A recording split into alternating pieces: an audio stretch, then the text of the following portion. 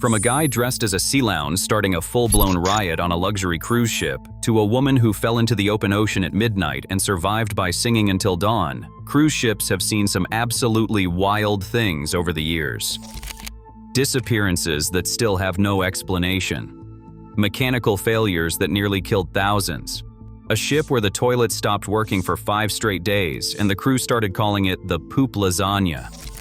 These are the 10 strangest cruise ship incidents ever, and every single one of them actually happened. Number 10. The Clown Brawl.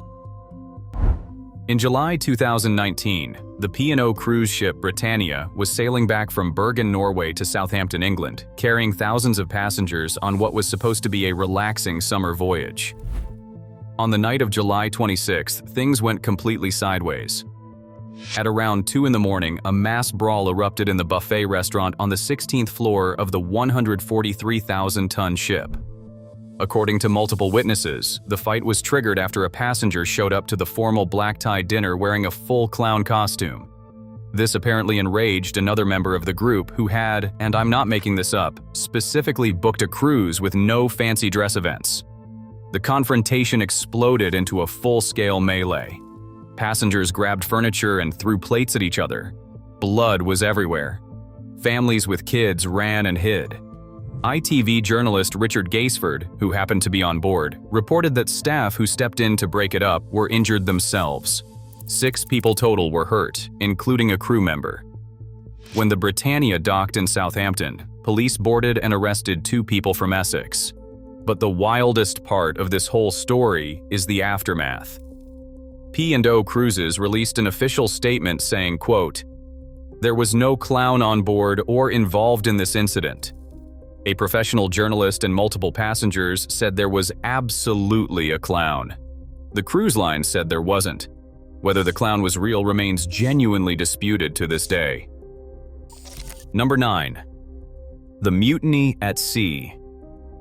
In the summer of 1978, a company called Venture Cruise Lines purchased the legendary SS America, a ship originally christened by First Lady Eleanor Roosevelt back in 1939. The problem was that Venture was run by travel agency executives who had absolutely zero experience operating a cruise ship. They spent $2 million on cosmetic touch-ups, slapped a $99 price tag on tickets, and promised passengers pools, casinos, nightclub shows, and 6 meals a day. On June 30th, over 900 passengers boarded at Manhattan's West 54th Street Pier. The ship had cabin space for about 600. At least 100 passengers had no cabins at all. Those who did find their rooms discovered flooded plumbing, no bed sheets, no mattresses, exposed electrical wiring, and a stench of kitchen grease mixed with backed-up sewage. Cockroaches and rats roamed the hallways freely. The swimming pool was full of trash. The sauna, beauty salon, and disco that were promised in the brochure simply did not exist. By 3 in the morning on July 2nd, the cabinless passengers had had enough. They massed outside the purser's office chanting, "We want to get off." Fistfights broke out with crew members. Harbor police boarded the vessel. The captain turned the ship around, having barely passed the Statue of Liberty.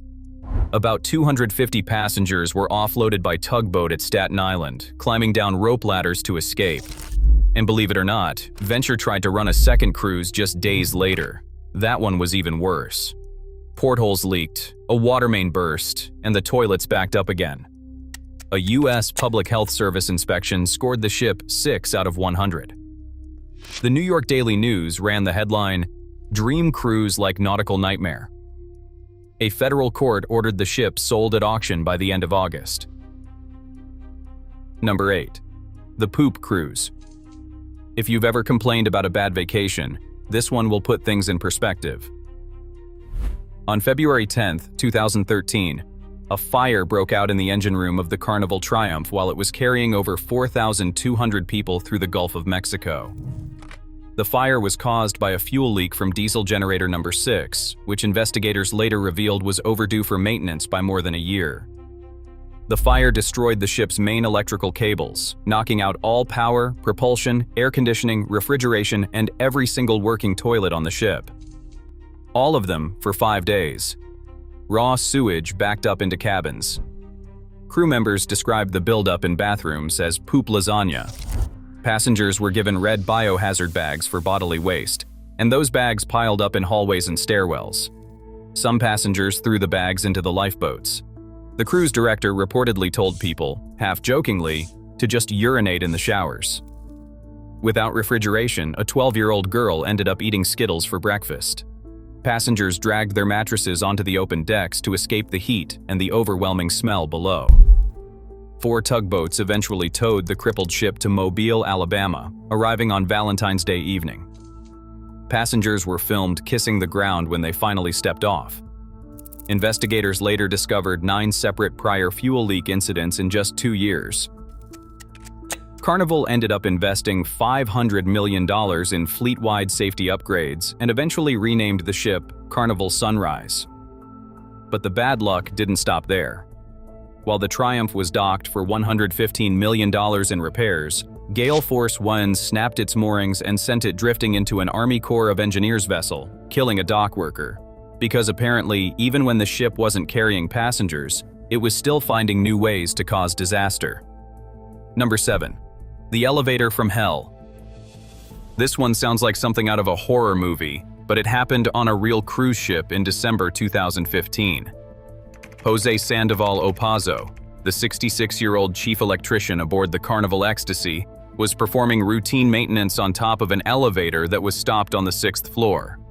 He had used a jumper cable to bypass the elevator's safety override, which was apparently a known but dangerous shortcut among ship electricians. The elevator began moving upward toward the 9th floor with Opazo still in the shaft. What passengers encountered next was genuinely terrifying. A Florida couple named Matt and Susan Davis were heading to dinner on the 10th floor when they found blood cascading down the front of the elevator doors on the 8th and 7th floors. Matt Davis later told reporters it looked like a real-life scene from The Shining. He said the blood was pouring down like a sheet and it wouldn't stop. They could smell it. A passenger who was actually inside the elevator at the time had to run through the cascading blood to get out. About 45 minutes later, the elevator was cordoned off with a small sign that read, "Sorry, but I'm not working at the moment." Since the incident occurred in international waters, OSHA declined to investigate. Number 6. The Rogue Wave. On March 3, 2010, the cruise ship Louis Majesty was making its way from Barcelona to Genoa through the Mediterranean Sea, carrying 1,350 passengers and 580 crew members on a 12-day voyage. The weather was clear. The seas looked calm. There was no storm warning, no severe weather alert, nothing. Then, without any warning at all, 3 massive waves slammed into the front of the ship in rapid succession. Each one was over 33 feet tall, roughly 3 stories high, in conditions where the surrounding seas were relatively calm.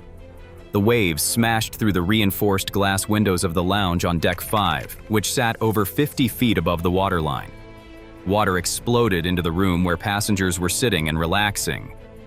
2 passengers, a German man and an Italian man, were killed instantly by the flying shards of glass. 14 others were injured as furniture, debris, and seawater flooded the lounge area. One passenger described hearing a massive boom and then seeing a wall of water crash through the windows in front of her. She said when she came out of her room, the wave had flooded everything. The Louis Majesty limped back to Barcelona for emergency repairs, and the next scheduled cruise was canceled. The Louis Cruise Line spokesman confirmed the waves were abnormally high relative to the sea conditions at the time. Passengers who had been in the lounge described it as a sudden, deafening explosion of glass and water with zero warning. Scientists later analyzed the conditions and discovered something fascinating. 2 separate wave systems of nearly identical frequency had been traveling at converging angles through the Western Mediterranean, and they collided at almost the exact angle predicted to produce the most extreme possible waves. Researchers at the Italian Weather Service used wave models to recreate the conditions and confirmed the presence of 2 crossing sea systems at the time and location of the accident. The Louis Majesty had sailed directly into the intersection of a freak ocean phenomenon that mariners have reported for centuries, but science has only recently begun to understand: rogue waves. the kind of thing that used to be dismissed as sailors' myths until they started sinking ships. Harvard researchers later estimated these waves may occur up to 100 times more often than standard wave theory would predict. If you're enjoying this deep dive into cruise ship chaos, hit subscribe.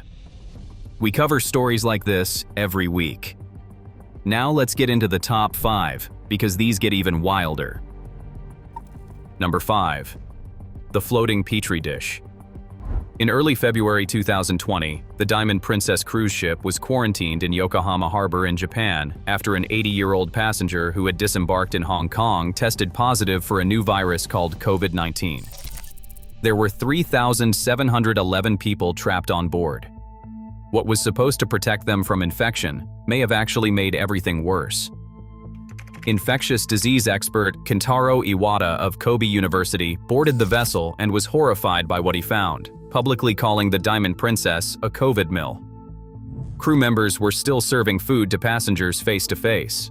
Groups of 4 shared communal bathrooms. Staff ate together in crowded mess halls. There was no separation between contaminated zones and clean zones on the ship. At least 5 quarantine officers wearing only basic surgical masks became infected themselves. The infection rate aboard the Diamond Princess reached 19.2%, which was actually higher than Hubei province in China at the time. In total, 712 of the 3,711 people on board tested positive. Up to 14 passengers died. When the United States evacuated 329 citizens by charter aircraft on February 16th, 14 of them tested positive during the flight. Countries that repatriated their citizens all required a second 14-day quarantine upon arrival, which tells you everything about how much faith the world had in the ship-based isolation efforts. The Diamond Princess became the largest COVID-19 cluster outside mainland China and the subject of an HBO documentary called The Last Cruise. For weeks, the world watched in real time as infection numbers climbed day after day on a ship that was supposed to be keeping people safe. It was the first major signal of just how bad the pandemic was going to get. Number 4. The Disney disappearance. Rebecca Coriam was a 24-year-old British woman from Chester, England, working as a youth activities crew member on the Disney Wonder cruise ship. On March 22, 2011, she was last captured on the ship's internal CCTV at 5:45 in the morning, talking on a phone in the crew lounge and looking visibly distraught. She hung up, pushed her hair back, and walked away from the camera. She never showed up for her 9 a.m. shift. She was never seen again. Disney's official explanation was that a rogue wave had swept her from the crew pool on Deck 5. But private investigator John Anderson challenged this theory, pointing out that the pool has steel walls high enough to block any view of the sea and that ocean records showed perfectly normal conditions that night. Welsh-American journalist John Ronson later took the same cruise route and quietly asked crew members what they knew. Multiple people told him, both on and off the record, that Disney had comprehensive CCTV covering every relevant area of the ship. One crew member told him directly, "Disney knows exactly what happened. Everything here is taped. There's CCTV everywhere." When he asked a bartender, the response was chilling. "It didn't happen. You know that's the answer I have to give." The Bahamian detective assigned to investigate the case spent just 1 day on board. Disney reportedly kept Rebecca's parents in a car with blacked-out windows and brought them aboard through a rarely used side entrance. Former British Deputy Prime Minister Baron John Prescott stated publicly that he believed Rebecca had been thrown overboard. A member of Parliament called the investigation appalling. A government minister said Disney appeared more interested in getting the ship back to sea than investigating what happened. The case remains completely unsolved. Number 3. The captain who ran away. On the evening of January 13, 2012, the Costa Concordia, a massive 114,000-ton cruise ship carrying over 4,200 passengers and crew, was sailing past the Italian island of Isola del Giglio in the Tyrrhenian Sea. Captain Francesco Schettino ordered the ship to deviate from its planned course to perform what's called a sail-by salute of the island, reportedly to impress a younger Moldovan woman he was seeing at the time. He turned off the ship's computer navigation alarm and later claimed he was navigating by sight. The problem was that he had left his reading glasses back in his cabin. At 9:40 p.m., the hull of the Costa Concordia struck a submerged rock formation, ripping a 174-foot gash in the port side. The engine room flooded. Power failed. The ship began listing violently to one side. In a recorded phone call to Costa's crisis coordinator, Schettino reportedly said, "I have made a mess, and practically the whole ship is flooding." Reports emerged that Celine Dion's "My Heart Will Go On," the theme song from Titanic, was playing in the dining hall as the ship began to tilt. You can't script irony like that. Meanwhile, passengers were thrown across rooms as the vessel leaned further and further onto its side. Tables, chairs, glasses, everything slid toward the starboard wall. Lifeboats on the high side were unreachable. The evacuation was chaos, made worse by the fact that Schettino delayed the order to abandon ship for over an hour. But the most infamous moment came when Captain Schettino abandoned the Costa Concordia while roughly 300 passengers were still trapped aboard. Italian Coast Guard officer Gregorio De Falco made a radio call that became one of the most famous recordings in maritime history, ordering Schettino to get back on the ship immediately. The recording went viral worldwide. While the captain fled, crew member Manrico Giampadroni stayed behind, loading hundreds of passengers into lifeboats until he fell, broke his leg, and was trapped in the flooding ship for 36 hours. Indian waiter Russell Rebello gave his life jacket to a passenger. His body was the last one recovered from the wreck, 3 years later. 32 people died that night off the coast of Isola del Giglio.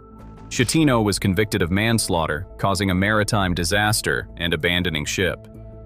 He was sentenced to 16 years in prison in 2015. The total cost of the disaster exceeded $2 billion, more than triple what the ship cost to build. Number 2. The honeymoon that ended in blood. George Allen Smith IV was 26 years old, from Greenwich, Connecticut, and newly married. He and his wife Jennifer departed Barcelona on June 29, 2005, aboard Royal Caribbean's Brilliance of the Seas for a 12-day Mediterranean honeymoon. On the night of July 4th, the couple drank heavily at the ship's casino and disco, partying with fellow passengers, including a group of Russian-American men named Josh Askin, Rusty Kaufman, and brothers Zach and Greg Rosenberg. Around 3:30 in the morning, George and Jennifer argued. Jennifer was later found by ship security, asleep in a hallway far from their cabin. The ship's CCTV captured George being escorted back to cabin 9062 by the group of men at approximately 4:01 a.m.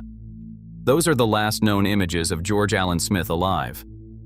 At 8:30 that morning, a fellow passenger on the deck below looked up and noticed something horrifying on the lifeboat canopy directly beneath the Smiths' balcony. It was a large blood stain, streaked with handprints and footprints. Inside cabin 9062, investigators found more blood, broken glass, and an overturned nightstand. The most damning evidence came later. A video recorded by the Russian-American group after Smith's disappearance captured one of them joking, "We gave that guy a paragliding lesson without a parachute." Several of them reportedly failed polygraph tests. One of the group later stated publicly, "George Allen Smith did not disappear or kill himself or hurt himself or slip and fall off the boat. Something crazy went down that night." Turkish police boarded for only a few hours before evidence was handed to the FBI. The investigation dragged on for a decade before the case was finally closed in 2015 with insufficient evidence. It was classified as likely accidental. The case directly led to congressional hearings on cruise ship safety and was instrumental in the passage of the Cruise Vessel Security and Safety Act of 2010.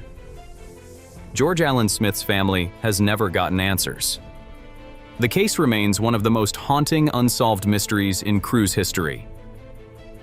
Number 1. The woman who sang to stay alive. Late on the night of August 18, 2018, the Norwegian Star cruise ship was sailing through the Adriatic Sea, about 60 miles off the coast of Croatia.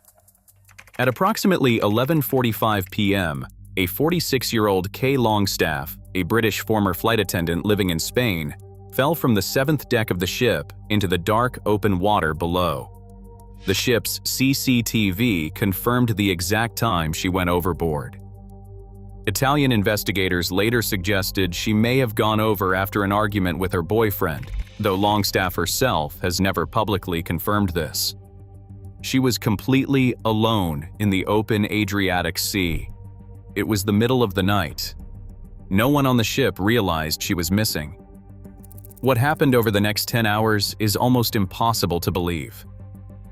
Kay Longstaff treaded water through the entire night in pitch darkness, surrounded by nothing but open ocean in every direction. She kept herself awake and alive by singing. For hours and hours, she sang to herself to fight off exhaustion, panic, and the creeping onset of hypothermia. Her years of practicing yoga gave her the physical endurance and mental discipline to keep her legs moving when every part of her body was telling her to stop.